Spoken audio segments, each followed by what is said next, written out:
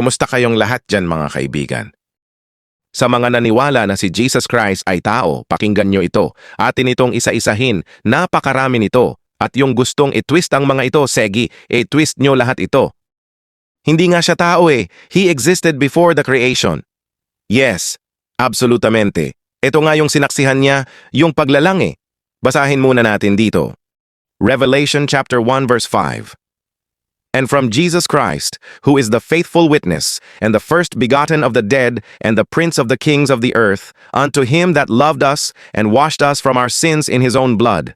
At mula kay Hesukristo na siyang saksing tapat, na panganay sa mga patay, at pangulo ng mga hari sa lupa.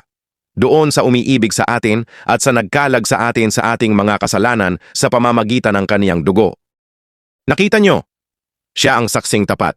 Wala kang mababasa na anghel ang sumaksi sa paglalang, kundi si Jesus Christ. Basa, Revelation 3:14.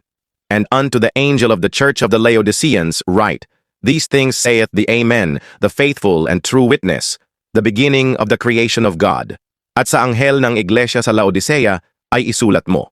Ang mga bagay na ito ay sinasabi ng siya nawa, ng saksing tapat at totoo, ng pasimula ng paglalang ng Diyos. Yun ang sinaksihan niya, yung creation. Baka sasabihin nyo, mali ang pagkaunawa ko. Sige, tuloy natin. Sigurado ako na tama ang pagkaunawa ko, na itong Jesus na ito ay nandoon nga siya sa paglalang. Talaga lang ha. Opo, nandoon siya sa creation. Biruin nyo, walang creation kung wala siya. Basa. John 1:3. All things were made by him, and without him was not anything made that was made. Ang lahat ng mga bagay ay ginawa sa pamamagitan niya.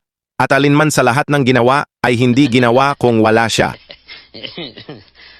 Onya, tao siya?